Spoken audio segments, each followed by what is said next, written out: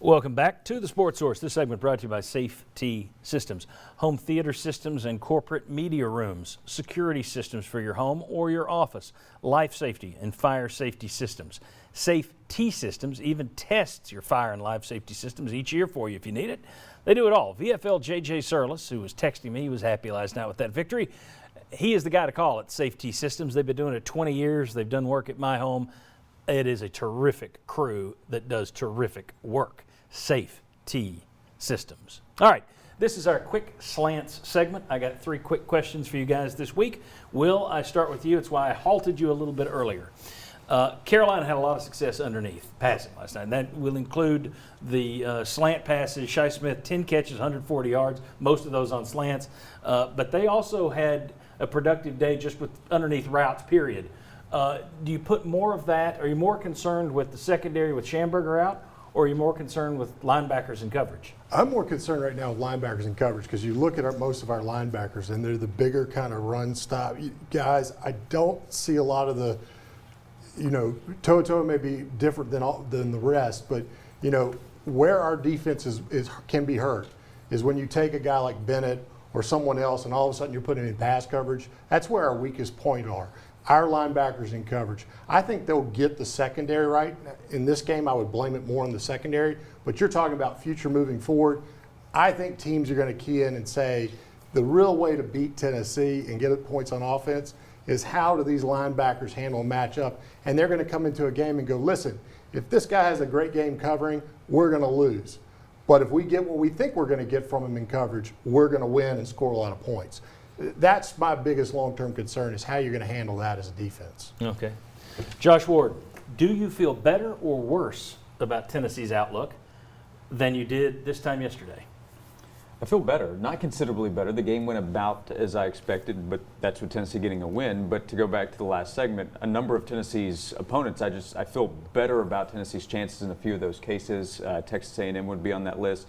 No greater fear with Kentucky. Georgia has a quarterback problem. It's early in the season when you get the Bulldogs. So I would say that I feel better, and also the chance for some of the younger guys who will have a chance to develop. Tyler Barron, I think, is somebody to build on this season. Flashed yesterday. Yeah, so Jalen Hyatt has a chance to work into the offense as the season goes along. You never know about injuries as the year goes, but I think the team can improve, and so can the opponents. But right now I don't think you have any greater concern with them. All right, I'm a little surprised by your answer. Feels better. Very good. Jimmy Himes, what's the bigger concern for Tennessee?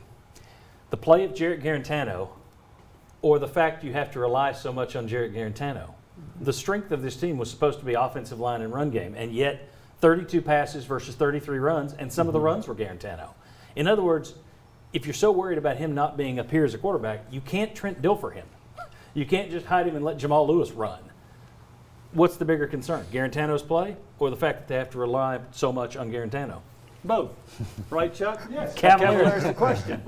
I'm going to say that you have to rely that much on Guarantano because this is an offensive line that is supposed to make progress. You got one of the best offensive linemen in the country in Trey Smith. You got a 6-year, is it only 6-year, senior center, and Brandon Kennedy. You got a couple of the 5-stars. This offensive line should be better. South Carolina's run defense is not great.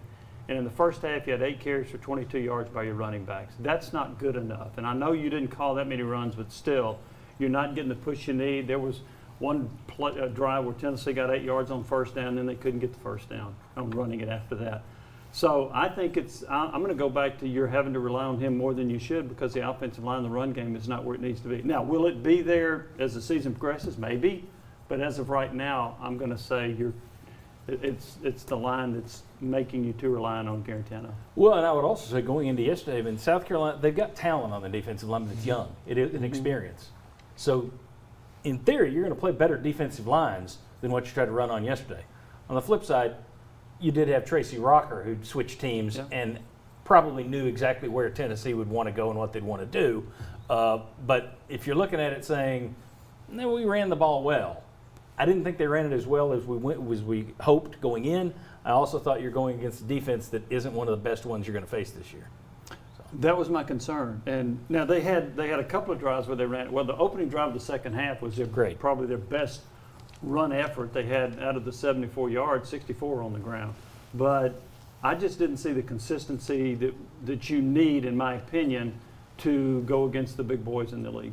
And we do have to take this, the offensive line has to work together. So missing of practices and rotating in multiple different guys hurts that position almost more than any other position on the field. So I think we also have to take into respect that the COVID has probably made that position the most difficult to put together going into this first game.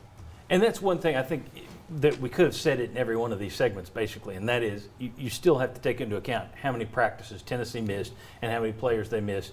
So it's hard to look at this. I said before the season, I'm going to give them a little more leeway this year because of that. And I think that this is a good example of giving them a little more leeway. I was surprised last night at some of the negativity that I was seeing. Again, it's social media, but it felt like a loss reading Twitter, which surprised me. It's an SEC road win. Take it, move forward, be happy. And that's why I was a little more optimistic, because they looked better prepared than the preparation we know that they were allowed. They didn't have the typical preseason, probably worse than some schools because of the players that were out. They looked better prepared than what they had gone through over the last 5 weeks. Yeah, that's not what surprised me about your answer. What surprised me about your answer is we know you hate the fall. That's right. When we come back, now he's going to get his house firebombed. When we come back, it's the Cavaleros line, first one of the year. I'm going to hand out imaginary money. We'll see how the guys gamble with the Cavaleros line next on the Sports Source.